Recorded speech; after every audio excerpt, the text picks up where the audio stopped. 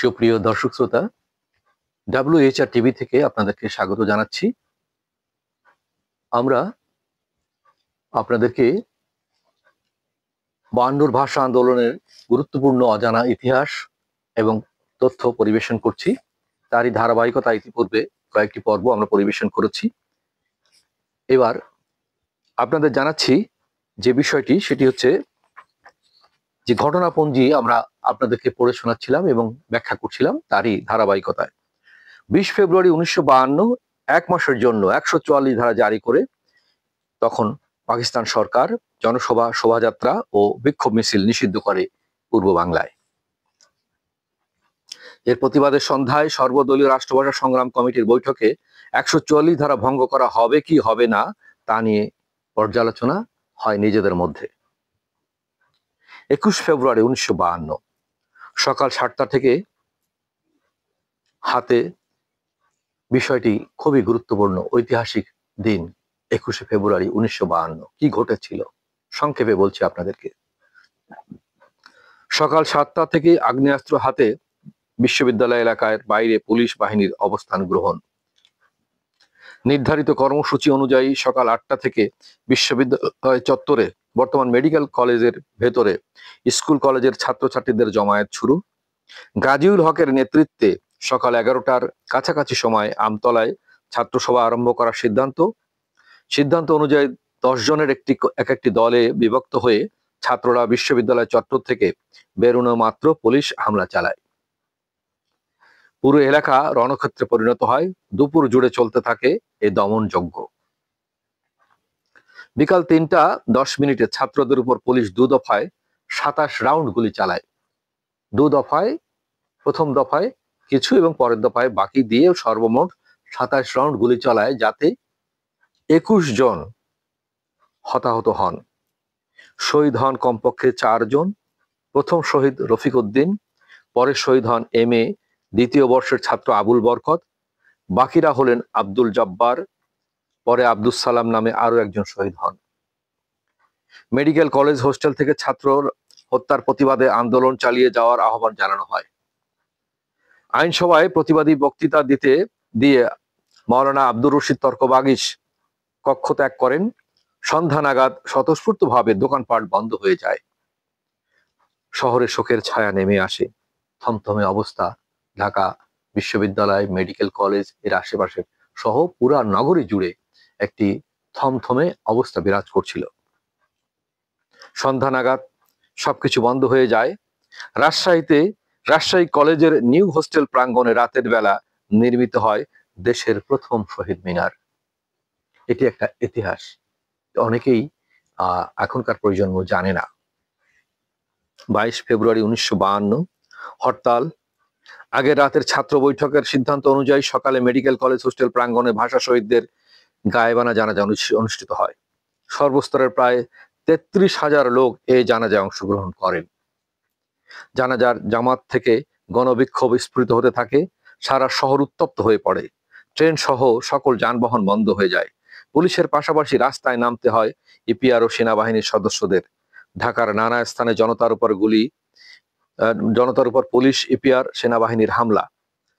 গুলিতে শফিউর রহমান, রিকশা চালক আব্দুল আউয়াল, কিশোর ওহিউল্লাহ সহ অজ্ঞাত অসংখ্য লোক শহীদ হন। এখানে একটা বিষয় আমাদের কাছে এখনো গবেষণার বিষয় রয়েছে। অনেকের লাশ কিন্তু সেদিন পাওয়া যায়নি। অনেকে পড়তে দেখেছে লাশকে, কিন্তু আইন শৃঙ্খলা রক্ষাকারী বাহিনীর লোকেরা সেগুলোকে গুম করেছিল। তাদের তথ্য পাওয়া যায়নি। হয়তো কেউ ঢাকায় বেড়াতে আসছিলেন বা কোনো কাজে আসছিলেন বা কোনোভাবে ওই এলাকা অতিক্রম করছিলেন। তাদের আত্মীয় স্বজন বা তাদের কেউ খুঁজে পায়নি যে তাদের লাশটি কোথায়, যার জন্য তারা সঠিকভাবে দাবিও করতে পারছিল না যে এই আন্দোলনে কে কতজন শহীদ হয়েছে।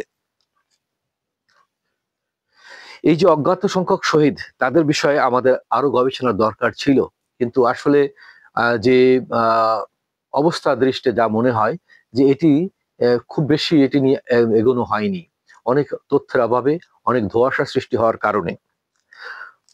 উত্তেজিত ঢাকার আদিবাসীরা মর্নিং নিউজ পত্রিকার ছাপাখানা জুবলি প্রেসে আগুন লাগিয়ে দেয়। পূর্ববঙ্গ ব্যবস্থা পরিষদ থেকে আজাদ সম্পাদক আবুল কালাম শামসুদ্দিনের পদত্যাগ। 144 ধারার পাশাপাশি রাত 10টা থেকে ভোর 5টা পর্যন্ত সান্ধ্য আইন জারি করা হয়। সকালে রাজশাহীতে দেশের প্রথম শহীদ মিনারটি পুলিশ গুড়িয়ে দেয়। 23 ফেব্রুয়ারি 1952 হরতাল। 144 ধারা উপেক্ষা করে রাজপথে জনতার ঢল। সকালের কালো ব্যাজ ধারণ, সবার বুকে তখন কালো ব্যাজ ধারণ করেছে। বাড়িতে বাড়িতে কালো পতাকা। দেশের সর্বত্র পূর্ণ হরতাল পালিত। দুপুর 2টায় সলিমুল্লাহ মুসলিম হলে প্রায় 4000 লোকের অংশগ্রহণে অনুষ্ঠিত হয় ভাষা শহীদের গায়েবানা জানাজা। বিকেলে সলিমুল্লাহ হলের ছাত্রদের সঙ্গে মিলিত হয়ে একে ফজলুল হকের একাত্মতা প্রকাশ।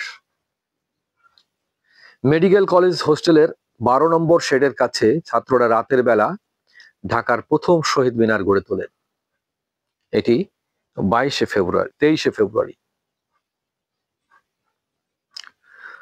24 ফেব্রুয়ারি 1952 হরতাল।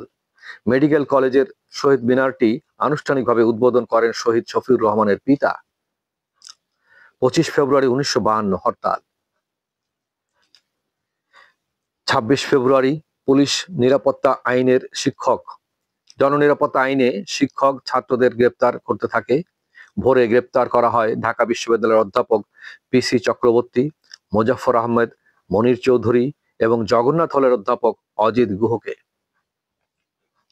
সকালে আবুল কালাম শামসুদ্দিন আনুষ্ঠানিকভাবে মেডিকেল কলেজের শহীদ মিনারটি উদ্বোধন করেন।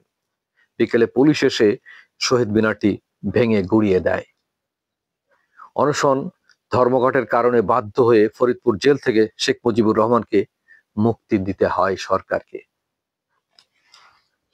27 ফেব্রুয়ারি 1952 ঢাকা বিশ্ববিদ্যালয় অনির্দিষ্টকালের জন্য বন্ধ ঘোষণা। পাকিস্তান মুসলিম লীগ ও প্রাদেশিক মুসলিম লীগের কিছু নেতা এক যুক্ত বিবৃতিতে বলেন, বাংলাকে অন্যতম রাষ্ট্রভাষা করার প্রাদেশিক প্রস্তাব গণপরিষদে গৃহীত হওয়ায় সমস্ত চেষ্টা চালানো হবে। বিচারপতির মাধ্যমে তদন্ত কমিটি গঠন এবং দোষীদের শাস্তি ও নিহতদের পরিবারকে ক্ষতিপূরণ দেওয়া হবে। 7 এপ্রিল 1952 21 ফেব্রুয়ারিতে গুলিবিদ্ধ আব্দুস সালাম মৃত্যুবরণ করেন। এই কয়েকদিন তিনি আহত অবস্থায় চিকিৎসাধীন ছিলেন, কিন্তু তাকে বাঁচানো যায়নি। 21 ফেব্রুয়ারি 1953 অত্যন্ত আবেগঘনভাবে প্রথম শহীদ দিবস পালন। ছাত্ররা মেডিকেল কলেজের বিলুপ্ত স্মৃতিস্তম্ভের জায়গায় কালো কাপড় ও কাগজ দিয়ে প্রতীকী শহীদ মিনার বানায়। কার্জন হলেও আরেকটি প্রতীকী শহীদ মিনার বানানো হয়। 20 ফেব্রুয়ারি 1956 সন্ধ্যায় শহীদ রিকশা চালক আব্দুল আওয়ালের শিশুকন্যা বশিরনকে দিয়ে শহীদ মিনারের অনানুষ্ঠানিক ভিত্তিপ্রস্তর স্থাপন করা হয়। 21 ফেব্রুয়ারি 1956 সরকারিভাবে প্রথম শহীদ দিবস পালন। সরকারিভাবে, অর্থাৎ তারা মেনে নিয়েছে ওই ভাষা আন্দোলনের 52 পর থেকে আরো 4টি বছর তাদের এটা মেনে নিতে সময় লেগেছে। বাঙালি কিন্তু এই জিনিসটি সহজে আদায় করতে পারেনি। আমাদের এই ভাষার মর্যাদা, এই অর্জন অনেক পৃথিবীর বহু গবেষকরা এটাকে বিস্ময়কর ভাবে তারা গবেষণা করে আমাদেরকে জানিয়েছে যে এটি আসলে পৃথিবীর ইতিহাসে একটা বিরল ঘটনা। এই বিরল গৌরবের, এই ইতিহাসের, এই মর্যাদার অধিকারী পৃথিবীতে বাঙালি প্রথম। সরকারিভাবে শহীদ দিবস তারা পালন করলেন 21 ফেব্রুয়ারি 1956 সালে। 21-এর দিনে সরকারি ছুটিও ঘোষণা করা হয়। কথা ছিল মুখ্যমন্ত্রী আবু হোসেন সরকার শহীদ মিনারের আনুষ্ঠানিক ভিত্তিপ্রস্তর স্থাপন করবেন, কিন্তু ছাত্র জনতার চাপে সরকার কর্তৃপক্ষ পূর্ব পাকিস্তান আওয়ামী লীগের সভাপতি মাওলানা ভাসানী ও শহীদ আবুল বরকতের মা হাসিনা বেগমকে সঙ্গে নিয়ে ভিত্তিপ্রস্তর স্থাপন করতে বাধ্য হন। এটি অনেক তথ্যসূত্র আছে। ভাষা আন্দোলন থেকে স্বাধীনতা, এমআর আক্তার মুকুল, ভাষা আন্দোলন ইতিহাস ও তাৎপর্য, আব্দুল মতিন, আহমদ রফিক, এরকম অনেকের লেখা গ্রন্থ এবং তাদের সাক্ষাৎকার থেকে আমরা এই তথ্যগুলো আপনাদের সামনে পরিবেশন করলাম।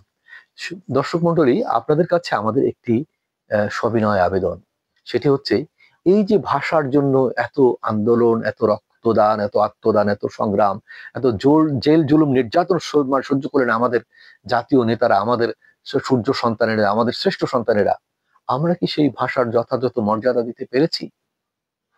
আমরা কি সেই ভাষায় সঠিকভাবে শুদ্ধভাবে কথা বলি? সেই সঠিকভাবে শুদ্ধভাবে আমরা বাক্য গঠন করতে পারি, লিখতে পারি, পড়তে পারি? অনেক পরিতাপের বিষয়। এখনো শতকরা ৯০ জন বাঙালি সঠিকভাবে শুদ্ধ ভাষায় বাংলায় কথা বলে না এবং সঠিকভাবে বাক্য গঠন করে নির্ভুলভাবে লিখতে পারে না।